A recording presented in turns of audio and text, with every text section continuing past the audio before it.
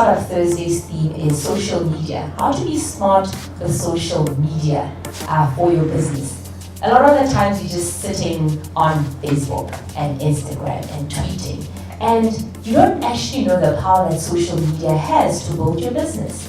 If you hear that downtown Johannesburg, there is a police van or a building that's set on fire by protesting students, the power of social media means that at any point in time, the whole country will have a sense of what's happening at anywhere in the country. So it's really taking over. And today is about having a conversation on how do you optimize social media to actually build your business, because it's scalable, it's affordable. You don't necessarily have to have all these elaborate plans. You just need to be able to put your product or your service out there. So today is about learning how to optimize social media. And on my panel this evening, I'm very lucky to have Michael Usher, and he's from Cerebra. And I also have Mitch. She is from Google, South Africa. And I have Frankie, and he's from F&B Business, and he heads up digital marketing. So ladies and gentlemen, can you give them a warm hand of applause? My first question to you, lady and gentlemen, is what is your claim to fame? Michael? I've got a very interesting background when it comes to marketing. I was a lawyer before I got into the advertising world. So I guess my claim to fame is I am yet to meet another attorney in the social media world. So I guess that would be my claim to fame. Great. Thank you, Michael. Mish? I would like to say that I am the random person that dances in the rain in front of the Gautrain train station. If you've seen that girl, it's me. I like to say that, but no, that's not a famous thing I want to be proud for. I used to be a journalist, and I spent 18 months traveling through 30 African countries, and that got some people's attention. So I suppose that's something. Brilliant. Thank you, Mish. Frankie, what's your claim to fame? I pretty much sit where all of you are today. I'm also a startup entrepreneur. I have 2 little businesses that I run. But also I think my real claim to fame is I started off in a call center at Boston City campus, and I was pretty much doing cold calling all day. And then I found this immense love for all things social and digital, and then I slowly made my way up the ladder, became the head of digital and social at Boston. And then today I'm the head of digital at F&B Business. Tell us about F&B Business Banking, the digital marketing space. What is it, and what do you do there? So the business space is very niche. I know it sounds very broad. It's a lot of businesses, and how to communicate to them. But I think one of the biggest challenges we have is being in the B2B space. It's very challenging to have a conversation with a business as a business. I think as part of F&B Business, we pride ourselves on being a bank built by entrepreneurs. So, our founders were entrepreneurs, and they've built F&B Business to where they are today. And we pride ourselves on our innovative culture. So I think we listen a lot to our clients and our customers. We understand what they need on a daily basis. We understand what their requirements are and how to fulfill them in the social space and in the digital space. So in a nutshell, F&B Business caters for all things businesses. We target business clients. We obviously share our value adds, our innovative products with them, and we try to help them grow as a business because we understand the challenges that they face on a daily basis as a business bank. So Startup Thursday is more about how to. So the idea is to, at the end of the evening, you should know how to do something. And Michael, what I'm going to ask you is, it's quite expensive to have an agency as a startup, do your social media strategy. Now, what are the components of a strategy? What would you put in there? Sure, so quite simply, obviously the broader you go, the more complicated it gets, but there's really 3 elements to any communication strategy really, but more specific to social media. And that starts with your identity. Who are you as a business? Because even in the B2B space, at the end of the day, social media was built by the Mark Zuckerbergs of the world for me and you. It was built for humans, it was built for people, it was built for people to have conversations with each other, to share stuff with each other. So brands, to a significant degree, and it's becoming less so, but I still believe the point exists, is that brands are guests in this space. You're a guest in a space developed for people. So in order to be successful in this space developed for people, you have to, as a brand, as a business, be a person. to the degree at which you can be. And in order to do that, you have to create an identity, your personality, your social identity. Who are you as a person when you engage on social media? Because at the end of the day, it's not a broadcast channel, and that's a mistake people make a lot, is that they think it's just an advertising channel. You can just throw ads out there like you can have a billboard or a radio ad or something like that. But at some point, someone's going to talk back to you. And that's what differentiates social media from everything else. At some point, someone's going to want to have a conversation with you. Who are you when you have a conversation with someone? And also you need to stand out. You need to stand out. I don't know what businesses you guys are involved in, but I'm sure most markets are saturated. How do you stand out? You stand out by your personality, by your identity. So once that's been defined, then you move over into probably the most important thing, is your objectives. Define your objectives. What are you there to achieve? Now most of you go, well, I'm there to drum up business. Well, it's not that simple, because as I mentioned, it's not necessarily just an advertising channel. Is it brand awareness? Because without awareness, you're not going to generate sales. Is it creating positive sentiment around your brand? That will then generate sales. There's many, many different business objectives that you can have for your business. So define those. Why am I on social? Define that. But a business objective is not necessarily measurable on social. You have to have measurable objectives, and social media and digital gives you the opportunity to measure to a much better degree than any other traditional advertising channel. So relate those business objectives to social media objectives. So for example, if your business objective initially is brand awareness, you want more people to know about your business. Well, how do you measure that? Well, on Facebook and Twitter, there's a metric called reach or impressions.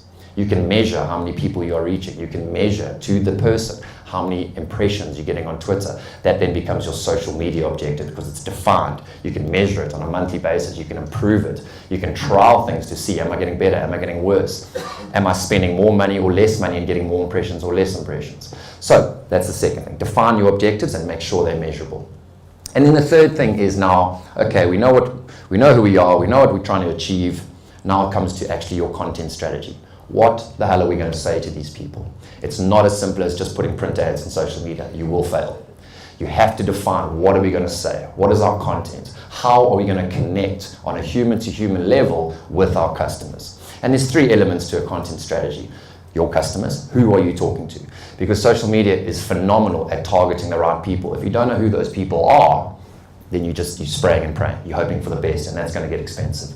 So define who you're speaking to, define their behaviors, define their passions. What are they interested in? What is their age? Because Facebook and Twitter and these platforms, you can narrow that down. LinkedIn is phenomenal. It's very expensive, but LinkedIn, you can narrow it down to, I want to target the CEO of F&B.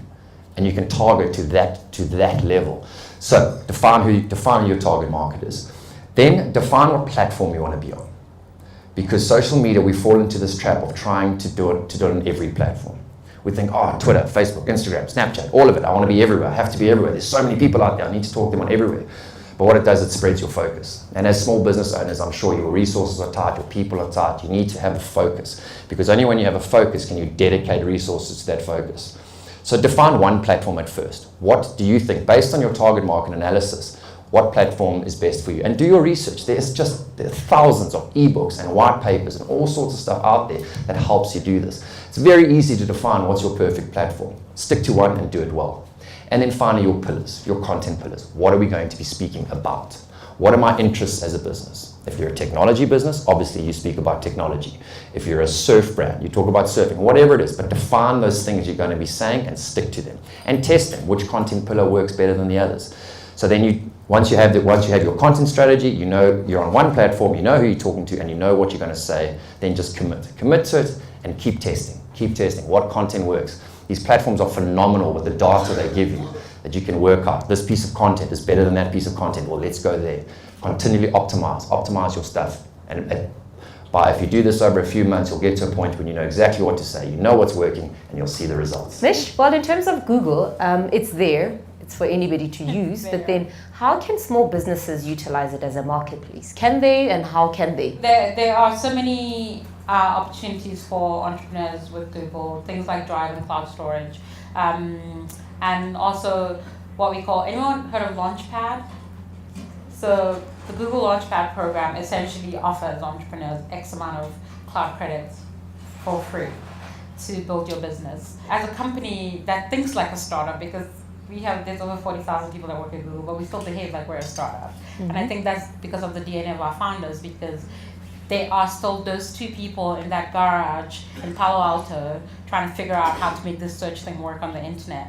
And we try to make our products for startups first. Well, how do startups like to work? They like to be able to work remotely. They like to be able to be nimble. They like to be able to sit in a dock together and figure things out. They don't like bulky things. They don't like Buildings. Exactly. So they need to be as nimble and as quick and swift as possible. And a lot of Google products are built that way. And in terms of kind of how you can utilize all of these tools, essentially just go to Google, Google it. We just launched in Africa, actually, we launched it 6 months ago, the Digital Skills Program, where you find with a lot of startups, you know what you're doing, but the stuff he's talking about, like social media, and you have no clue how to do that. And that's what the Digital Skills Program does, where entrepreneurs or anyone in the digital space or who wants to get skills in digital space can go to a 2-day session for free, and you get a step-by-step guide. So how everything he just said, they do it in a 2-day, and they do it in like half a day, and then other stuff for the rest of the 48 hours, where you are supposed to walk out with digital skills that will help propel your business. And all that stuff is also available online with digitalskills.withgoogle.com, where you can watch videos that trains you on how do you actually write the perfect tweet. And people don't understand that is a real thing. Being able to write the perfect tweet. I know, I look after the Google Africa account, and a lot of the time I have deleted so many things, just going, shove it, man, like, this is the right way to say this. Or that joke doesn't sound funny, and it sounds funny in your head. Maybe think about it this way. You know, when over 100,000 people are listening to what you're saying, you have to say it right. So things like that, and if you're doing video content, what's the best way, what's the best platform? And it's not just Google products, we actually try to go across the digital sphere, because the digital sphere is more than Google products, they tell me. And there's a lot more for small businesses to gain from that. On that digital note, Frankie, my question to you is, for small businesses, how do you utilize the digital platform?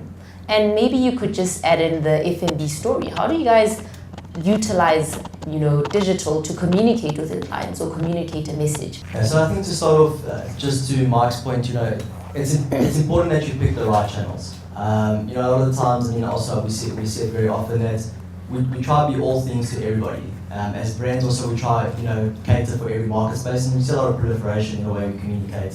And each channel becomes a different communication. Essentially, you're not talking to the right person at the right time in the moments that matter, according to Google. He obviously has a great Google, account manager. Obviously. But I think also, so just one thing I wanted to share with everyone in the room is that as small businesses, we keep thinking of the traditional sales funnel where at the top of the sales funnel you get awareness, and at the bottom of the funnel you get sales. And there's this constant traditional mindset that you've got to pour endless money into the top of the funnel, stuff like radio, print, TV. But I think what we all don't understand is that brand advocacy plays a massive role. People on a daily basis share their experiences with your businesses. So rather rely on people sharing their experiences, rather than trying to pour money into this funnel and not knowing where it's going. Ultimately, if you can get users that are using your product and service to engage with your brand and share their stories, I can almost guarantee you that you'll be getting other people to buy into your services. So as F&B, we are an innovative bank. Everyone in this room knows that. And I think what was interesting was the video spoke about one person that changed the world. We like to think of ourselves as one bank that changed the world, and everyone in this room is part of the turquoise movement. What makes us innovative is that we really do listen, especially in the business banking space. As I mentioned before, we're a business bank built by entrepreneurs. So we understand the hardships that startups go through. All that we want as a bank is to see small businesses grow. And that's why we create great tools, for example, our instant accounting, instant payroll. These small tools that give you the benefit to take your businesses to the next step. So again, also as a business bank, and we have lots of challenges around how do we communicate to business clients. And it's all great and well that we can target as deep down as we want, but we find that, that the audiences want to engage with you as a person, and they want to hear thought leadership stories that actually, they can relate to. So I'm not sure if anyone in this room has actually taken the time to visit FMBSA, and if anyone in this room has actually seen the FMB Business Leadership Series. So what we do is we interview business giants, so people like Sizwe Alon, Ian Fur from Sorbet. We get them to share their stories. We find that this is able to change sentiment in our space quite immensely, because we're not just a bank pushing products. We're not just pushing product all the time. We're actually telling you stories about how businesses went from zero to where they are today. In terms of search engine optimization, what is that, and how do small businesses actually utilize that? Okay, Google, what is SEO? No one knows. I actually want to try not to talk a lot about Google and what Google does and how we make things work, because I feel that as entrepreneurs, you want to kind of know what's going to work for you and what you're not going to spend a lot of money on. Sure. SEO essentially just ranking, so how you rank on Google. So if anyone ever needed to know what that actually is. And your ranking is a lot of things. It's quality of the content, it's quality of the links within your site and the content. It's a whole bunch of things. But I think where I'm most useful to you guys as entrepreneurs is what I was really, really good at before I joined Google was I was really, really good at talking about entrepreneurs and telling investors about entrepreneurs and people they should invest in and why it's really, a certain business is really good. And something I think entrepreneurs don't think about often enough is how they talk about themselves online. I always think, if an entrepreneur cannot talk about what they do in one sentence, then they have no idea what they do. Absolutely no idea what they do. And that's really important, especially when it comes to social media and making sure your content is really good. And I mean, this is where SEO will play a part. You can't just be, like I said, community. I love that word, the community. You can't just be the company that does, that sells quirky t-shirts with interesting phrases on them. It has to be more to that. So generally people who wear t-shirts with random phrases on them are part of a subgroup of people who like certain things, and likely those people will read content about interesting, quirky things. And you have to build a community, if you must, you have to engage them on all those levels. You can't just say, look at a picture of our new quirky t-shirt, buy it. It's got to be, look at the story of our new quirky t-shirt. So what is the story? So 2 people asked me already about my t-shirt and how I got them. I was the first. That was 3 people. What did you ask me? What did you ask me? The 3 people? No, 4 people. The people miking me up also asked me. Did you bring 4 of us?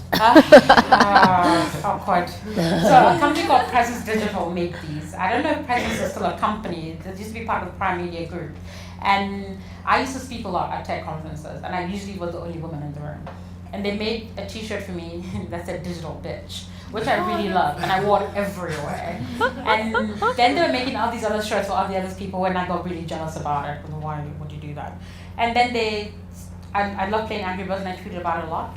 So they made these shirts. And every time I walked into a conference and I spoke, and I'm wearing one of my shirts, be it digital bitch or this one, people would always ask me, where did you get your shirt? And I go, Presence Digital made my shirt, and they do X, Y, and Z. And go, oh yeah, we're looking for a developer to build this for us or do this for us.